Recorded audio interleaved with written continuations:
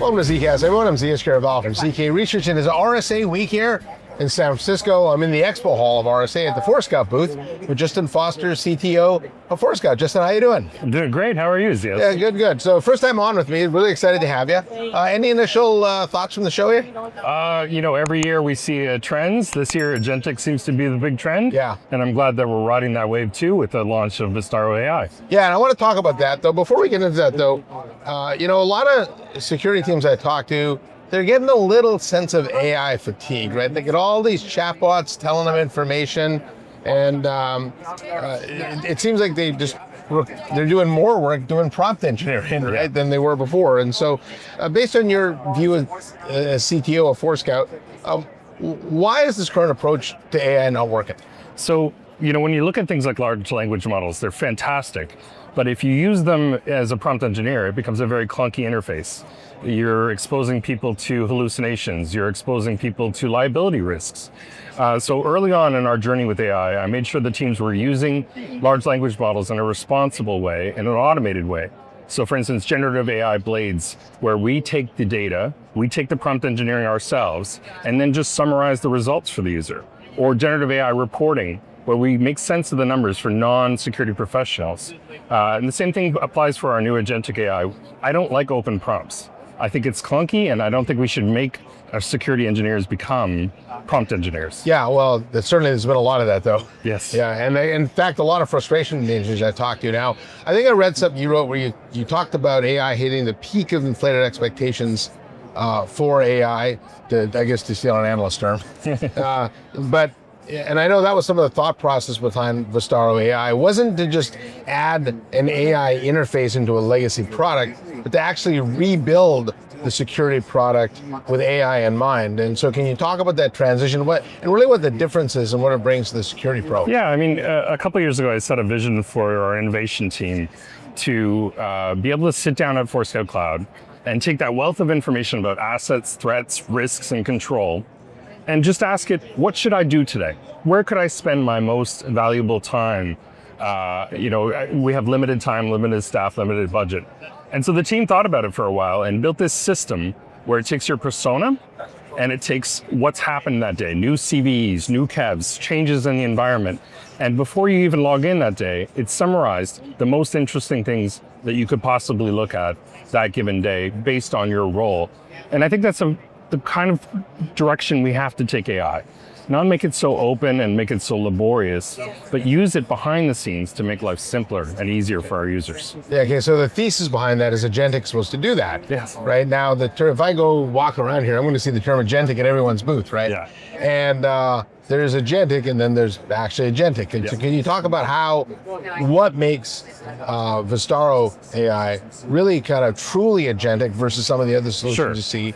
And then, as far as the human, how do you make sure the human can stay in the loop but not be a bottleneck? Yeah, so, the broad term agentic means AI going and doing something on your behalf.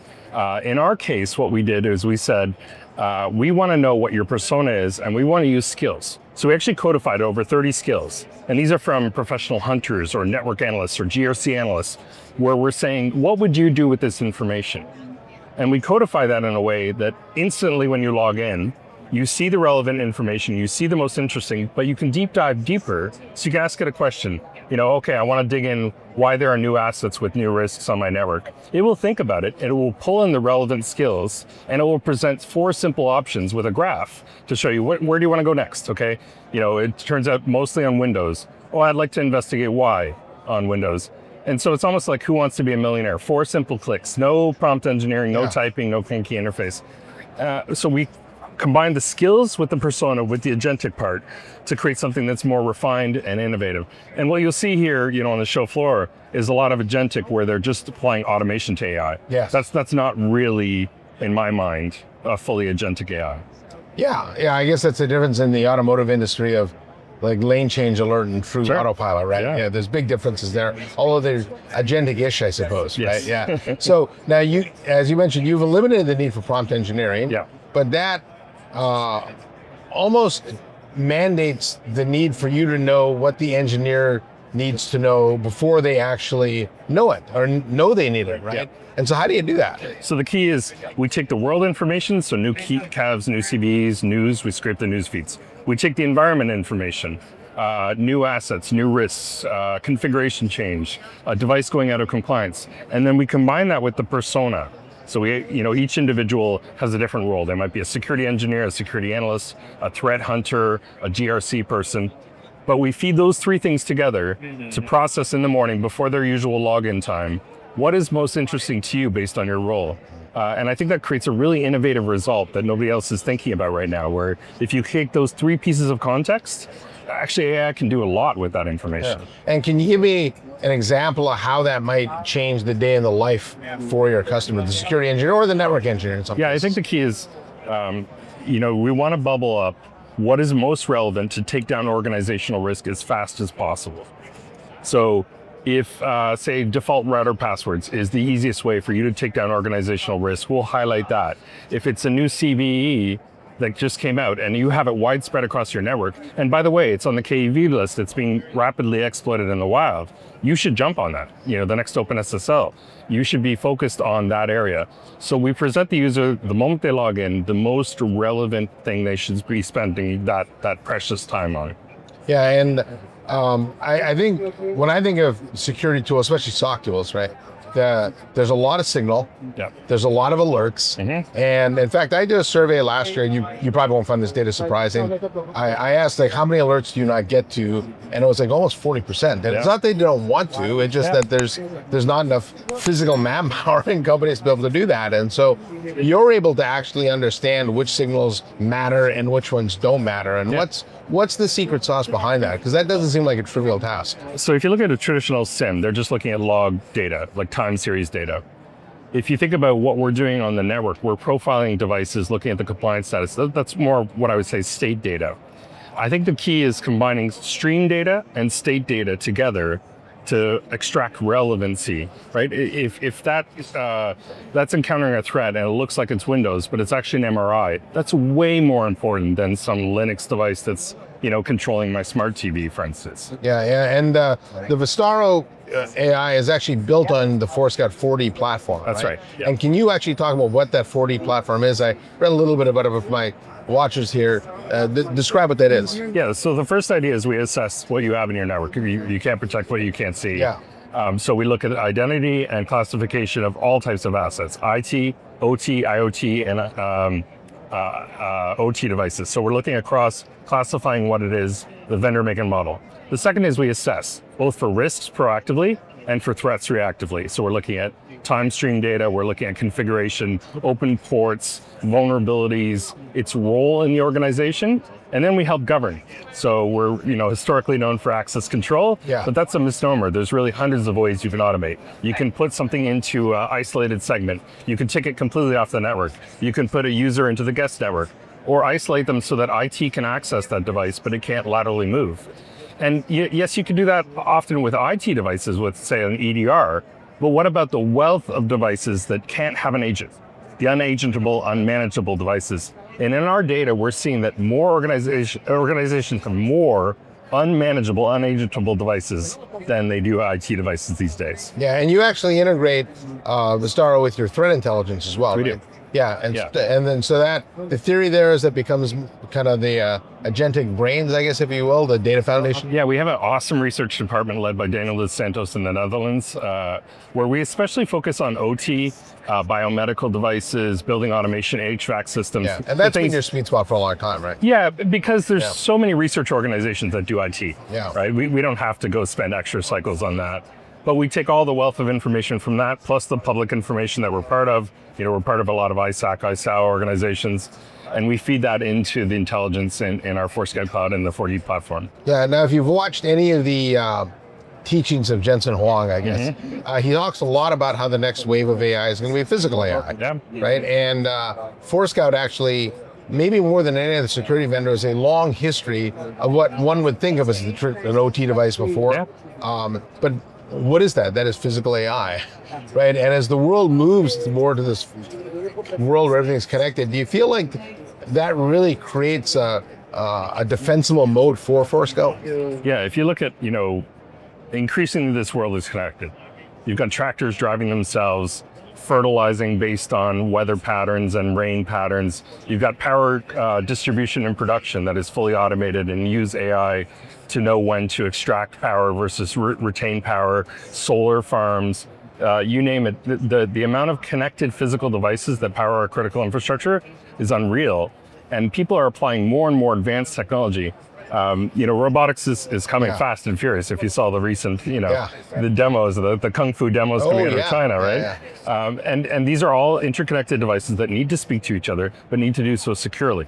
So I think that's the important role for us in the security space, is to ensure that we're looking after the security of all these devices, especially as they start to operate autonomously. And one of the complexities that, and people don't appreciate this, is how different the protocols are. In fact, I was talking with the CTO of an oil and gas company, and he said, forget IT-OT convergence, I want OT-OT convergence, because we have so many in our organization. The security of them is all separate because they're so different. Yeah, it's true. I mean, we speak over 200 different non-IP protocols. Yeah. So imagine most of the world's systems run on things like Modbus or Step 7. Yeah. These are not secure protocols, and they're not even encrypted in most cases, right? So if you look at something like the gates in the Netherlands that control the flow of water in and out of the country, right? Because the country is mostly largely underwater. These are PLCs and sensors that are speaking non-IP protocols. And so we look at both security vulnerabilities as well as operational risk for those. Is that sensor not responding? You should go replace it before that gate has to close. And you call for it to close and it just doesn't close. That would be a bad thing, right? Yeah. Now you said at a pretty important junction between AI and the users and keeping companies safe. I think this year we're going to see the EU's AI Act and NIST, some of the guidelines being enforced. How are you thinking about responsible AI from your perspective? Yeah, I think ethical use of AI is incredibly important, and that's why I didn't want prompt engineering in our product, right? You don't want people in the security product asking how to cook an egg. Right. Yeah. Or worse, right? We've all seen the examples where, write me a contract to sell me that truck for $1, and it was legally binding, right? The dealership had to sell it. So we've stayed away from prompt engineering. I missed that, by the way. You get the truck for it. You didn't get to buy one for $1. No. So we've stayed away from that. That's the first tenet for ethical use. The other part is human in the loop. So we don't do anything automated based on the AI results, because for most of our organizations, if you think of the CIA triad, availability is extremely important, especially, say, in the OT space. I believe you don't want to automatically take a device out of line that might be a blood pump serving a patient at a hospital, or a vital piece of the energy infrastructure that all of a sudden causes a blackout for a city. Like, we believe that AI has its role, but human in the loop is still a very important part, especially in cybersecurity. And then when you think about, most processes that we work with in a company, and people, in fact, very, very deterministic in nature, right? The one thing about agentic is, because of the reasoning aspect, it's no longer deterministic, right? And you're CTO of this company. That's got to be something. Balancing those two seems like a big challenge. Our big breakthrough was the skills part. Yeah. You can have agentic AI, you can have AI that operates by itself, but if it doesn't know what to do, if it doesn't have expert level system advice, then it's not going to produce anything relevant. So our big breakthrough about 6 months ago was the use of skills AI. And now you're hearing that, Microsoft a couple of weeks after us launched a skills system. But that's really like a cookbook or an instruction manual for that AI, how to act like an expert. And that was huge for us to unlock the power of agentic AI. And if there was a sub-theme at the show, I'd say it's PQC, post-quantum, right? And when you think of it, so first of all, nobody knows when Q-Day is actually coming, right? But it's fair to say it's coming down the road and people are prepping for it now. How are you helping your customers actually prepare for it in a way that they can be sure that they can go about their normal business operations, but whenever Q-Day comes, so I was lucky enough to spend part of the weekend with 2 quantum physicists, and not only do they give me a migraine, they said to factor RSA, we're likely going to be at that point with the amount of qubits by 2030 or 2035 at the very latest. So, harvest now, decrypt later is a real thing.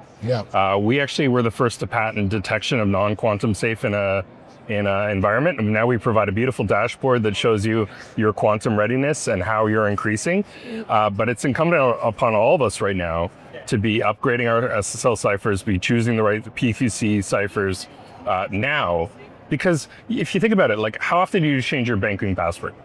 And whatever they make me. Yeah. Well, think about a router or think about a switch and its administrative password. Even less.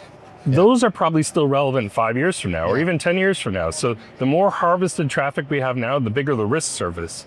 The more we can help organizations move to quantum safe algorithms, the easier it will be to protect organizations. I do find too that people's attitudes on harvest data defibrillator tend to be mixed, and some are worried, some aren't. But I always tell people that, look, not all your data is worth decrypting 5 years from now, but some is, right? And so at a base level, you got to figure out what that is and protect at least that data. Yeah. And then there might be a lot of stuff at the margin that'll surprise you that actually does, matter down the road that maybe you think it doesn't now. Yeah, my biggest worry is those long-living secrets, those passwords for network devices or things that you could get into and do really bad things. Yeah, no, that's a good point because those actually never change. You're right. So now for CISOs and the IT practitioners out there, when they're out there evaluating tools to help them with their AI strategies, what's the biggest mistake you see them making? And what are a couple things they should be looking for, but maybe sometimes you think they're not? So I'm seeing CISOs confuse AI in security for securing AI. They're going to have both problems. Yeah. Within their organization, people are using AI, perhaps in unsafe manners. Their products may be using AI. We've got prompt injection attacks already happening. We have people doing deep fakes for job interviews. So there's a whole class of that. There's a whole class of where AI can be used maliciously against the organization. And then there are products like ours using AI to benefit the time, to speed up acceleration or productivity of a security development. I think business leaders need to be thinking about both. They need to be thinking about how do I guard against the AI used as a sword, and how do I use AI as a shield? That makes sense, yeah. And going back to VistaroAI here, when I talk to a lot of the practitioners here, one word that keeps coming up is outcomes, right? People want to understand the outcomes they get. So if you think about the innovation you've driven into the product, what are the outcomes you're hoping your customers get or that you've seen them get from the deployment of it? My biggest hope is to spend as much time on proactive so you're not doing reactive stuff. The more time you spend patching and reducing that attack surface, the less chance you'll have of being breached and then having your hair on fire catching up. I just looked at one organization, for instance, they had 122 versions of OneDrive within their estate. Yeah. Why? Why wouldn't you have 2 or 3 in a patch management strategy, right? So patching, making sure vulnerability management, making sure that you're hardening your attack surface, closing ports, good secrets, good SSL. My biggest wish is to help organizations reduce their attack surface before they get into any trouble. Yeah, and then just one last question. With all the talk about clause here, right? These are multi-agentic workflows that span different organizations. What kind of monkey wrench does that throw in? I mean, that's it seems like we've taken the concept of agentic, which for the most part, for a lot of companies, will live in a walled garden. The Salesforce agentic, right? But now we're actually asking it to cross enterprises, cross application, to be able to complete this entire workflows and reason in between. And it just seems like we may be opening up a can of worms we have no idea the impact of. We kind of have to rethink everything. I guess that's what you've done, right? We have personal AIs that can shop for us now. Yeah. But there's CAPTCHAs that are in the way. Well, now there's actually a legitimate reason to remove CAPTCHAs. Yeah. Same thing exists within the enterprise space. Like MCP servers are going to become the reality of the new way of systems interacting. They're not actually all that secure right now. Yeah. So we need standards to make sure MCP is as secure as RESTful APIs and using authentication. I think we're just starting to scratch the surface with what AI means for organizations and for cybersecurity in general. Yeah. All right, Justin. Fantastic interview. Anything else you want to add? No, that's great. Great to meet you. So congratulations on the launch, and the booth traffic looks fantastic here. So congratulations on that as well. So, sounds good. Yeah. So on behalf of Justin Foster, CTO of Forescout, I'm Zeus Kerravala from ZK Research. Thanks for watching. Make sure you hit the subscribe button and give us a like as well. We'll see you next time on my next episode of ZKast.